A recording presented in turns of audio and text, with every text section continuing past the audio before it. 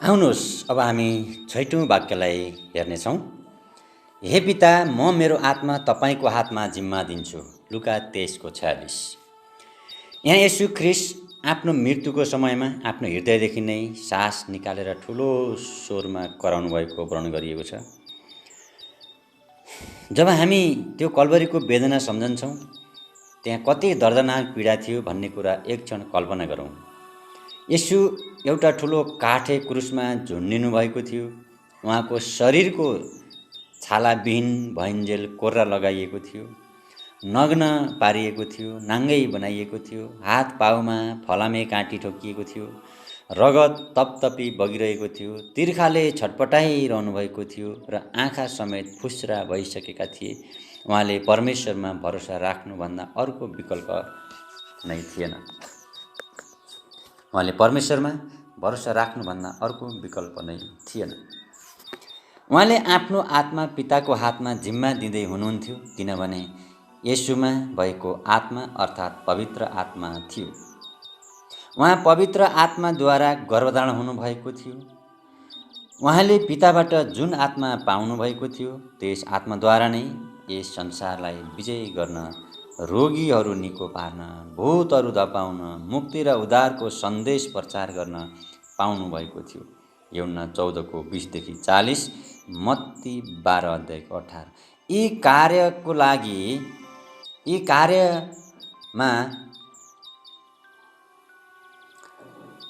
कार्यमा पिताको आत्मा स्वर्गबाट ढुकुरको रूपमा ओर्लेर आउनुभएको हामी त्यहाँ थाहा पाउँदछौँ। लुका 3:16 र 17। किनभने पवित्र आत्मा शक्तिको आत्मा पिताले दिनुभएको आत्मा हो। लुका 11:15।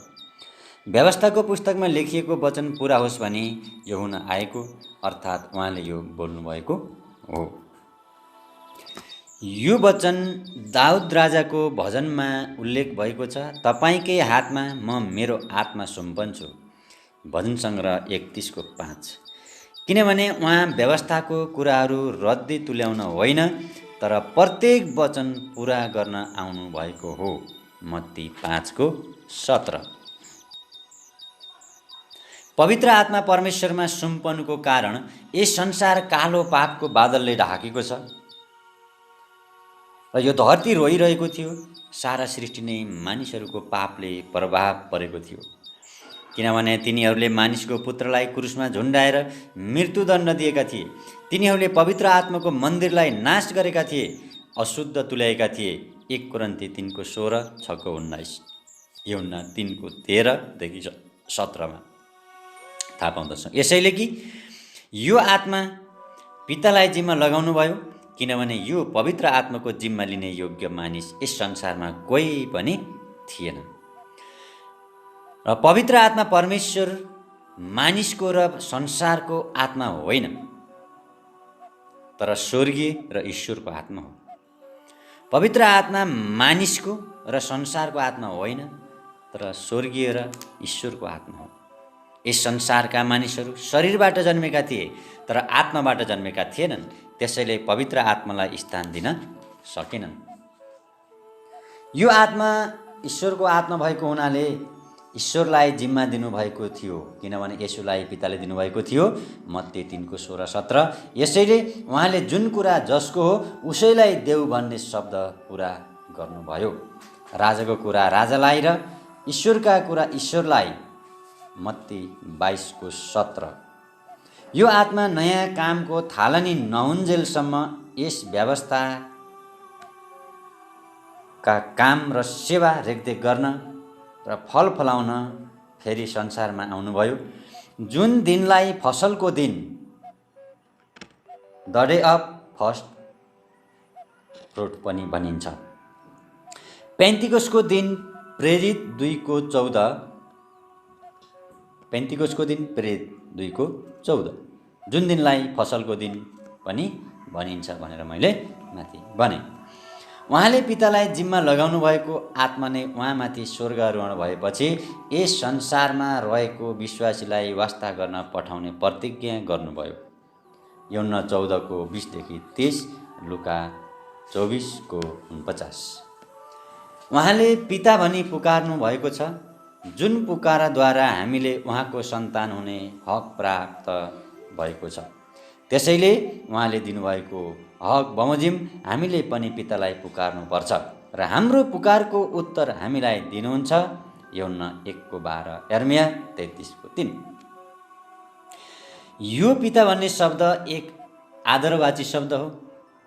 यहाँ येशूले आफ्नो कार्य, आफ्नो आत्मा जिम्मा लगाउनुभन्दा अगावै पितालाई आदर दिनुभएको थियो, किनभने उहाँ पिताको आज्ञा बिना केही पनि गर्नुहुन्न थियो। यौना 4:34, 14 देखि 28। उहाँले हाम्रो लागि एउटा मध्यस्थको रूपमा आज्ञाकारिता साथ नम्रतापूर्वक प्रस्तुत गरिनु भएको थियो। उहाँले हाम्रो पाप मोचनको लागि आफ्नो शरीरलाई बलिदानको अन्तिम रूप दिनुभएको छ। यो पीडाले जल्नु एउटा पाप बलि वेदीको आगोले जल्नु सरह हो। उहाँले हाम्रो खातिर दुःख सहनुभयो। यशाया 53:10। उहाँको शरीर धेरैको उद्धारको लागि दिनुभएको छ। मत्ती 20:28। यो अनन्त आत्माद्वारा हिब्रू 9:14 हामीलाई मुक्ति दिलाउन, पाप मोचनको वेदीमा जानलाई आफै एक प्रधान पुजारी र बलिको थुमा हुनुभएको छ। यौना 1:19। प्रभुले सम्पूर्ण कुरा पिताको हातमा सुम्पन्नुभयो। ग्रीक भाषामा जसको अर्थ सुम्पिनु, फिर्ता पाउने गरी राखिदिनु आदि हुन्छ, अर्थात् यसलाई अङ्ग्रेजीमा यसरी पनि अर्थ लगाइएको छ, I pay down into the hand. जसरी पुरानो नियममा व्यवस्थाको पुस्तकमा स्वेच्छाको भेटीलाई परमेश्वरले ग्रहण गर्नुहुन्थ्यो, जसरी पुरानो नियममा व्यवस्थाको पुस्तकमा स्वेच्छाको भेटीलाई परमेश्वरले ग्रहण गर्नुहुन्थ्यो, त्यसरी नै प्रभु येशूले आफ्नो जीवन पापीहरूको उद्धारको लागि एउटा स्वेच्छाको बलिदानको भेटीको रूपमा पिताको हातमा समर्पण गरिदिनुभयो। आमेन। हामीले बुझ्नुपर्छ, येशूले आफ्नो जीवन हामी पापी मानिसहरूको निम्ति उद्धारको लागि स्वेच्छाको बलिदानको भेटी स्वरूप पिताको हातमा अर्पण गरिदिनुभयो।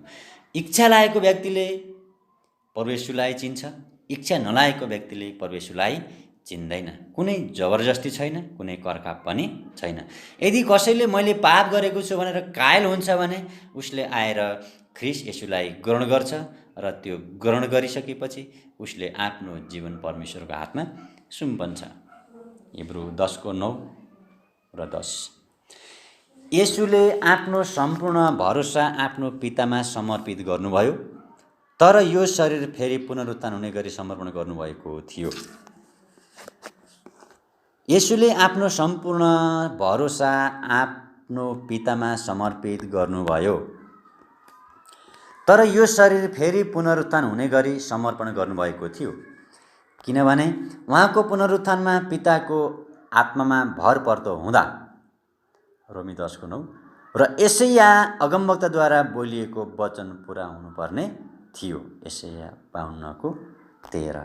हामी यी कुराहरूलाई हेर्दा मैले तपाईँलाई सर्टकटमा कति कुराहरू बयान गरेँ र यी कुराहरूलाई हामी राम्रोसँग बुझौँ र यी कुरालाई दोहोऱ्याइ सुनौँ र पढौँ। परमेश्वरले आशीर्वाद दिनुभएको होस्। आमेन।